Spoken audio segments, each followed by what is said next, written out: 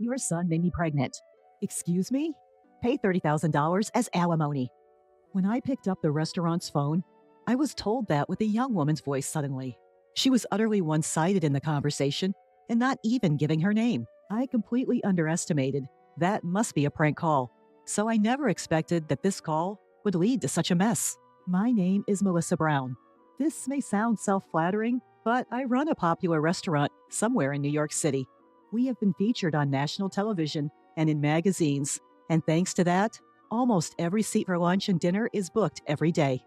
However, because of being famous, nuisance calls and aggressive sales pitches increased. So I got quite sloppy with this call because I thought it was just another prank. But when I was told over the phone to my restaurant that got pregnant, I was actually taken aback, and I could hardly understand what she was saying. I do have a son, but the thought of him getting someone pregnant seemed absurd. Yet this prank call with its shocking accusations intrigued me. I decided to listen to her story for a bit, out of fun. I had an abortion. What are you going to do about the wounds on my body and soul? Pay for the surgery too. First off, if I may ask who I am speaking to, even when dealing with prank calls, one of the challenges of the service industry is having to respond politely. It would be a nuisance if our conversation were recorded and exaggerated with false information being spread around. I'm a customer at your restaurant. Is that the first thing you have to say to me after your son hurt me? Your family lacks both common sense and compassion. I find it hard to believe my son would do such a thing. My staff in the kitchen and at the counter glance over at me as they sense this isn't a usual dinner reservation call. I smiled and waved at them to make them feel safe and assuring them that everything is all right. Your son assaulted me on a dark street. And you recognized him in the dark? Of course. But are you sure it was my son? Don't play dumb. I'm absolutely certain it was your son who lives with you. I've been so scared since then. I even can't go out alone. What are you going to do about this? She started detailing how the assault had happened. I think you might be mistaking my son for someone else. But this seems like a serious matter. Can we meet in person to discuss it? Most people who make prank calls like these tend to shy away from meeting face to face, so suggesting a meeting is a good way to get them to back down. In the beginning, I was merely entertaining her call out of fun, but as it seemed to be dragging on, I proposed the meeting to end the call soon.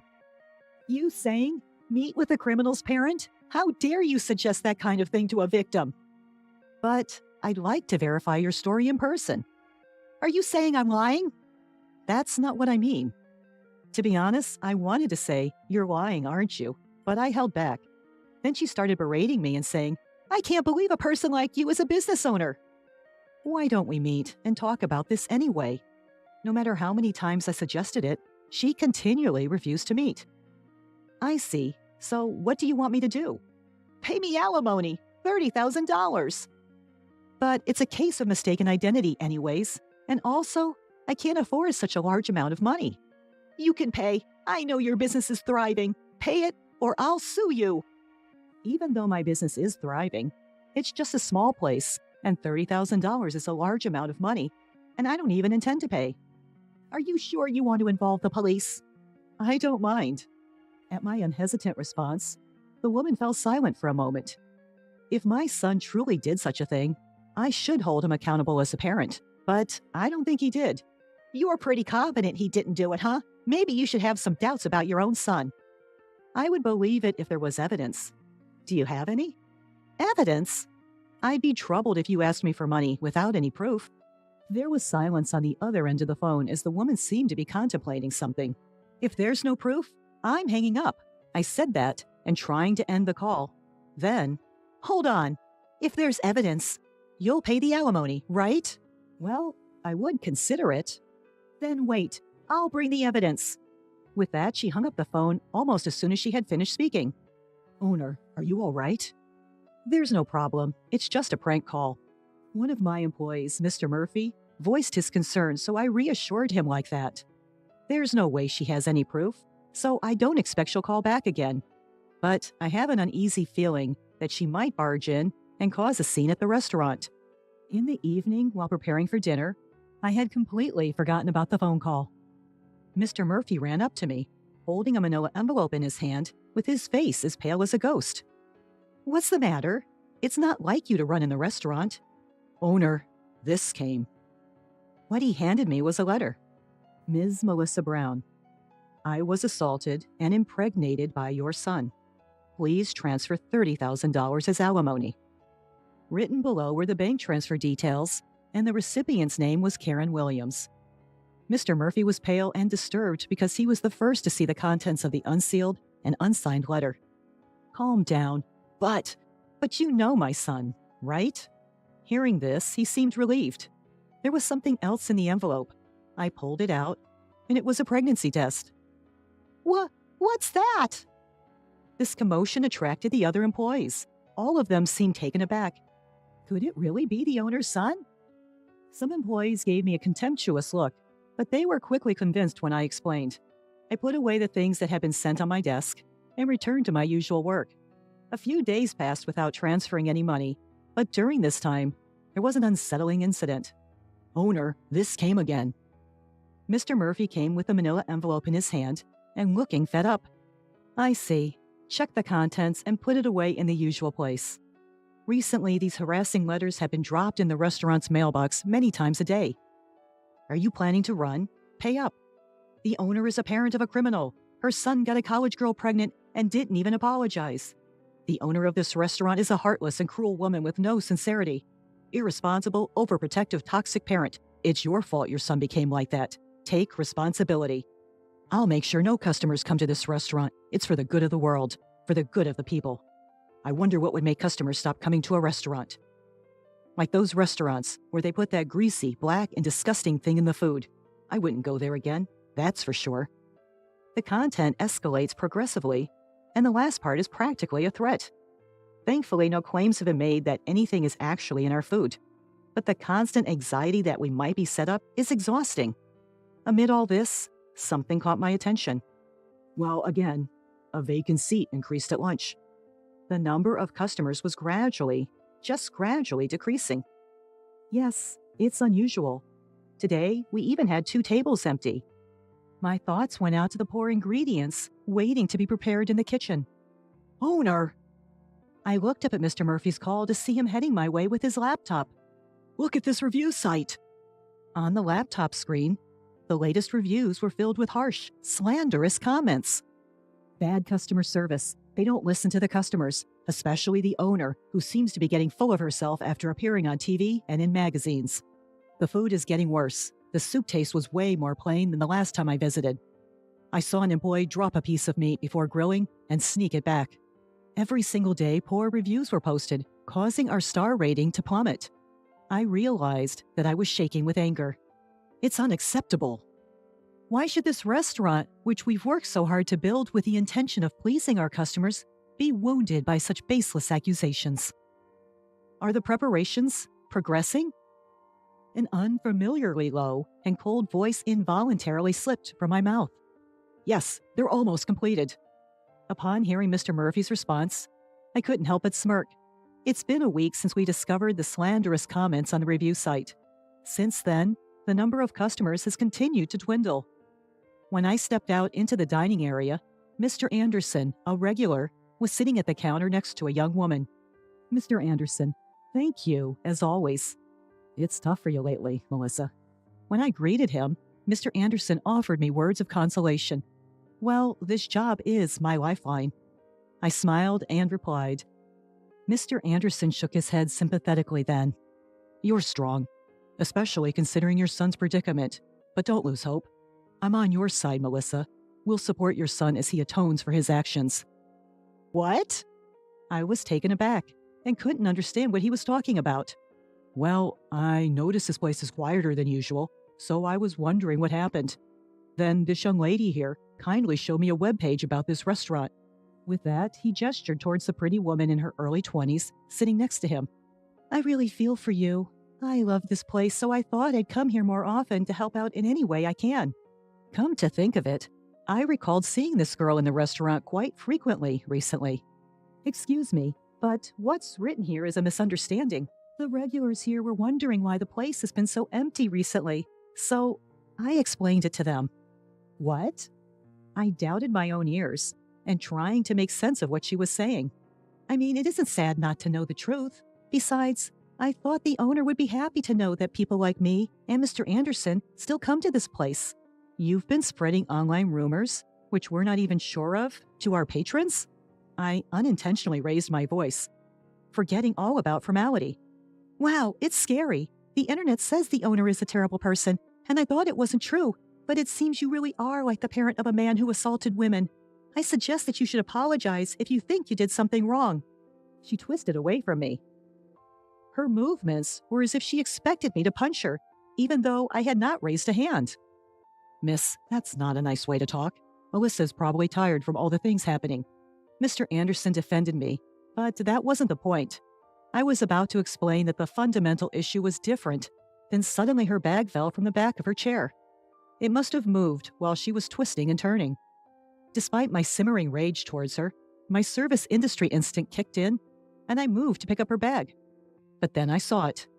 Karen Williams? The name written on the student ID card that had fallen out stopped me in my tracks. No worries, I'll pick it up myself. She hurriedly got off her chair to pick up her bag and ID, but I got there first. Hey, give it back! But it wasn't a mistake. That name was the one on that letter with a pregnancy test, which wouldn't even serve as evidence of anything. So it was you. I've been looking for you, Karen Williams. Ah, I must have swapped it with a friend's by mistake. I'm not Karen. Your face and the one on the ID are the same. Interesting. So you're a student at Central College? No, I'm telling you, you're mistaken. Beside her, who started being flustered, Mr. Anderson was clearly puzzled and having no idea what was going on. I'm going to sue you. My words spoken in front of a few scattered patrons caused everyone in the bar to turn around. What? What did I do? I believe you're the one who knows really well what you did. Since we're all here, why don't we let everyone hear? I looked around the bar. It was mostly filled with regulars. While it's nice to have regulars, it meant that almost no new customers were coming in. I couldn't help but feel furious about this young woman disrupting our business. Let me start. Are you the one who called claiming my son assaulted you and impregnated you, demanding alimony? I glared at her and pressing her for an answer. Yes, that's me. I'm the one your son assaulted. Seeing that there was no way to deny it anymore, she admitted it, surprisingly, readily. What? You want to embarrass me in front of all these people? This could backfire, you know, considering the reputation of your bar. She crossed her arms defiantly and completely brazen. Her attitude only served to fuel my anger further. Mr. Murphy, bring everything over. I instructed him to hurry up and bring me a laptop from the store's office, along with a stack of envelopes and documents that could be about 4 inches high. Was it you who kept sending harassing letters to the store over and over again? I read some of the letters in a loud voice so that other customers in the store can hear. Pay up or run. This owner is a criminal's parent. Her son impregnates a college girl and doesn't even apologize. Poor souls being forced to eat food from this woman's restaurant. I'm sure I'm going to make customers not come to the store. It's for the greater good. Some were covering their mouths at the harsh words among the regulars who heard the content. This is completely threatening. There's no evidence that I sent this letter. Maybe some outsider who heard the rumors sent it just for fun. As she was desperately making excuses, I silently opened my laptop and presented her with the screen of another review site. Some of you here may have seen this, the defamation on this review site. You did this too, right? I'm saying, where is the evidence? Are you all right in the head? Evidence, evidence. You seem to love evidence so much, even though the one you presented is such a mess. I showed the first received letter and the pregnancy test to Mr. Anderson, who was nearby. This is the pregnancy test she brought as evidence. What do you think? Isn't this red line just a marker? Even my old eyes can see that. The customers who were listening started to buzz. But this might not prove that I was assaulted, but it doesn't prove that I'm wrong either. No matter what happens, she is insisting and shouting angrily that she is the victim. I was assaulted by your son. He said it himself. It's disrespectful to doubt that. The customers are whispering in hushed tones and seems not sure whom to believe. Since I, the victim, am saying it, it must be absolutely true. She started to cry as if to attract sympathy. Well, I'll prove it then. My son? He's 3 years old yet. Upon hearing this decisive fact, she let out a small, "What?" as if deflated. My son may be a bit rambunctious and strong for a 3-year-old, but there's no way he could assault you. No, no way. I know you have a big son. You live together, right? I even have a picture. I heard you talking about dinner. Saying that, she pulled out her smartphone and showed a picture of what looked like a young man talking to me at the back door of the store. Oh, isn't that Taylor? See, you do have 2 sons. Perhaps regaining confidence from correctly naming the person in the photo, her tone increased. That's not correct. I immediately denied what she said. Then, who is this person? Don't tell me he's your lover, having an affair with a younger guy, and then that guy impregnates a college girl? What a scandal! Not only is your store done for, but your marriage, too. To her triumphant words, I revealed something. This is my niece. Your niece? Yes, and actually, it's a girl. I explained that my niece is tomboyish and is often mistaken for a boy, even as an adult. She's a college student, and as she boards at my place, I ask her to cook dinner and pick up my son as a form of rent payment. If you need evidence, want me to bring her in person for you to check? I told this to her, who stood there shocked and seemingly unable to hear me. By the way, I've already gathered all the evidence about the harassment letter and the posts on the review site. Evidence? No way. She seemed like she might collapse any second and turned to face me weakly. I've already consulted with the police and my attorney. I explained step by step the preparations I've made with the help of Mr. Murphy, one of my employees. The first piece of evidence was a letter from her with fingerprints that matched those on the harassment letter. All posts on the review site were confirmed to be from the same person after a disclosure request. With no way out, she sunk to the floor as she drained. You were just saying that it's better to apologize quickly if you've done something wrong, weren't you? She mumbled something while looking pale and looking down, but I couldn't make out whether it was an apology. I will contact the police about you. I'll inform your parents and your college as well. Be prepared for a lawsuit for emotional distress damages. No, please don't do that. I'm still a student. Please spare me. You may be a student, but you're an adult, over 18 years old. You will take responsibility for your actions. I can't handle that. Please, stop. Subsequently, I filed a criminal complaint against Karen Williams for defamation and business obstruction, as well as for damages to the shop. Apparently, she had always been a big spender, buying brand bags and clothes on credit, and ended up committing these crimes after she was unable to make her payments. As a result, she was expelled from her college. This incident even made the news, and I've heard that now she is the one who has been receiving harassments after her personal information was exposed. Through my lawyer, all the slanderous posts on the review site were deleted. The uproar unexpectedly turned into a positive result as it cleared up the misunderstandings among my regular customers. Now, the number of customers has returned to normal. While the incident did deter new customers, there were almost no regulars who left, even despite all the lies that Karen had been spreading. There's no doubt that it was pleasing to know that her claims weren't taken at face value. Moving forward, I aim to continue running the restaurant to meet the trust of my customers.